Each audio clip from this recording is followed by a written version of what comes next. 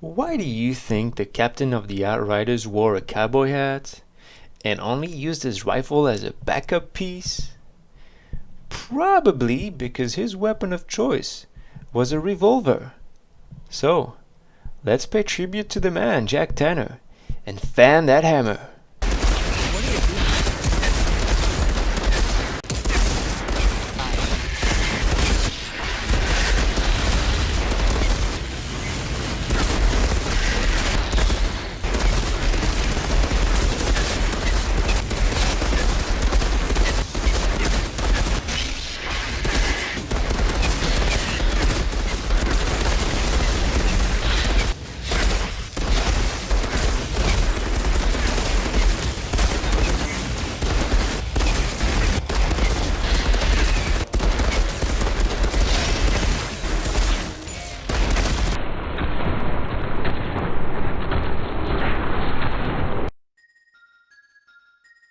Before getting into the build, let's talk about revolvers in Outriders. What's good about them is the damage and the crit multiplier, which are roughly in rifle territory, and obviously the infinite ammunition. What's bad about them is the cylinder capacity. They only hold 6 rounds, so you'll be spending a lot of time reloading. And what's really ugly about them is the range. It's tiny, so you can forget about using them outside of what the game considers to be close range. With that being said, we're going to try to amplify the good, mitigate the bad, and just make do with the ugly.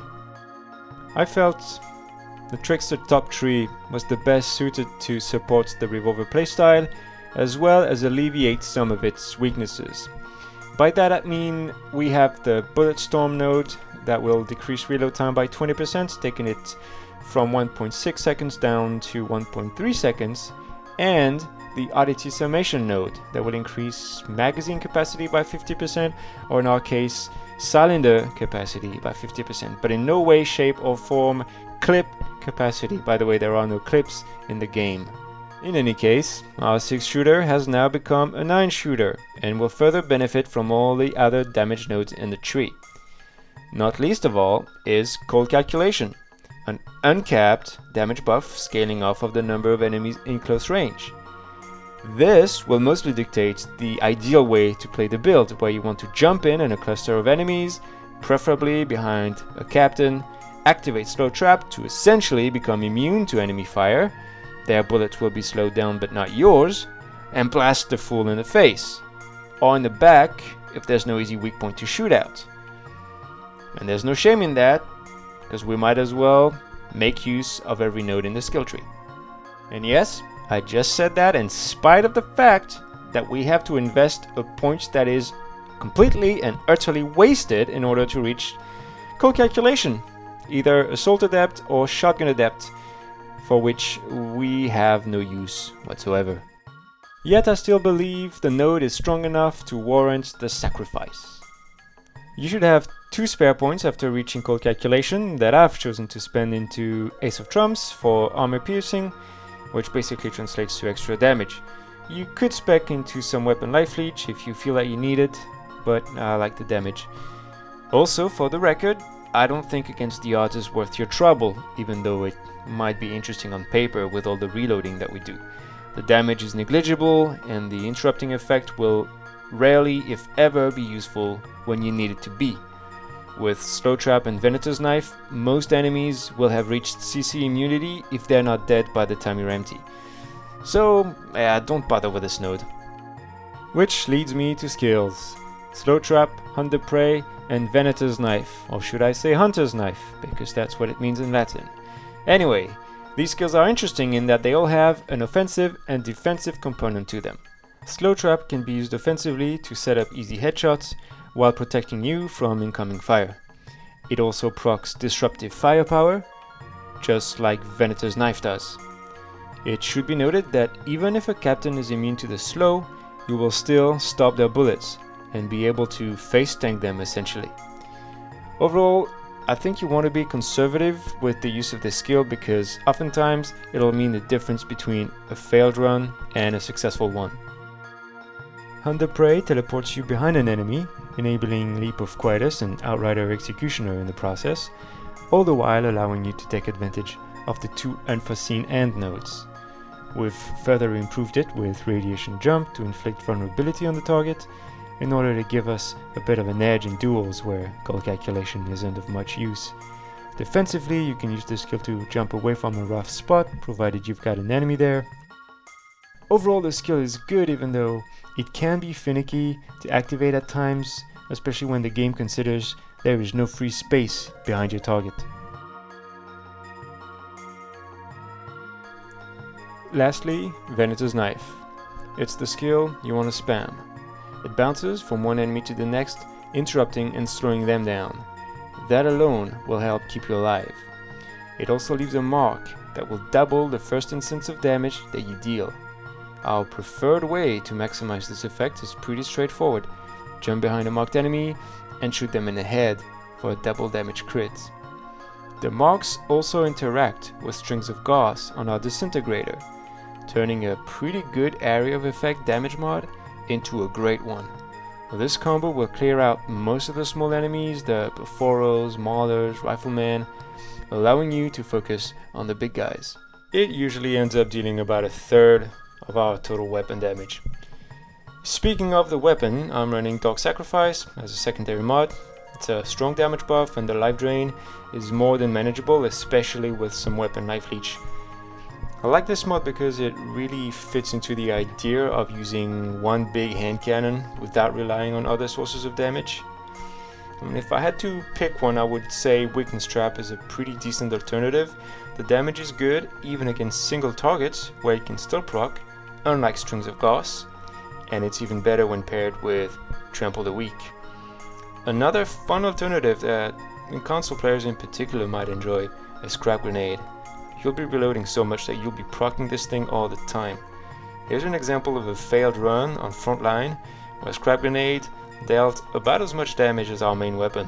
Now, if you don't have a disintegrator, honestly any purple revolver with a good AoE damage mod, which you would then pair with Dark Sacrifice, can do the trick, which basically narrows it down to Bone Shrapnel and Minefield.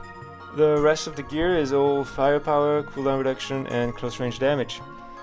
You'll still do fine with extra healing instead of cooldown reduction on a piece or two.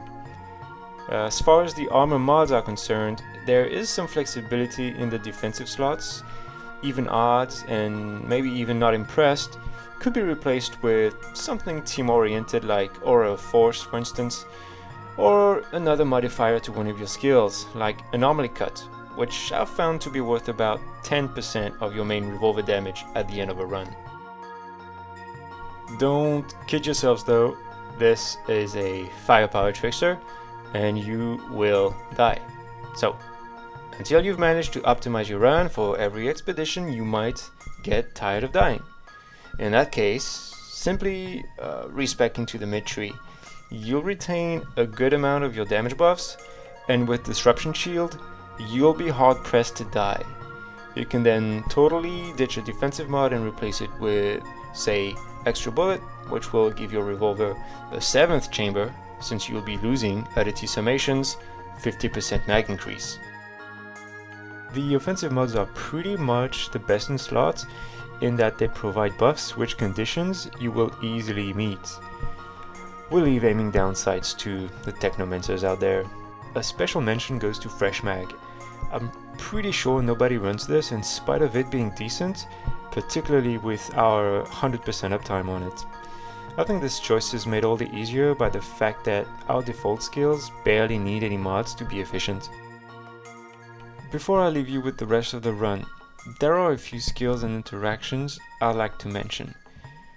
The worst offender is Pinball. It's a tier 3 mod that's supposed to support firepower builds by way of extra AoE, much like Strings of Gauze, but in a more thematically correct way, where you're bouncing around bullets like a gunslinger. The problem is the mod doesn't scale off firepower or any weapon damage buff, including close and long range damage buffs. That makes this mod a complete joke in scaled content like Challenge Tier 15. For this reason, the lucky revolver is just not a viable option. I went ahead and tried similar mods that should thematically empower firepower builds, and none of them scale. So then I thought, if these ricochet mods were to scale, could they be combined with lesser used mods like reload amplifiers or bullet modifiers? And the answer once again is no. These mods do not interact with one another because ricochet mods make up their own instance of damage, which isn't weapon damage. I see only one way to truly fix this, and that is to rewrite the ricochet's logic entirely. Because what the ricochet mod doesn't tell you is that it works the same way pinball does, except it repeats 100% of your weapon's base damage instead of 200%. That is the part that needs to go, so that the mod can propagate your initial instance of damage to other enemies like the description implies. I sure hope People Can Fly does something about it. In any case, thanks for bearing with me. This build might not be the strongest, but I hope you'll agree that it makes up for it in style. So I'll leave it up to you now to fan the hammer and make the old captain proud.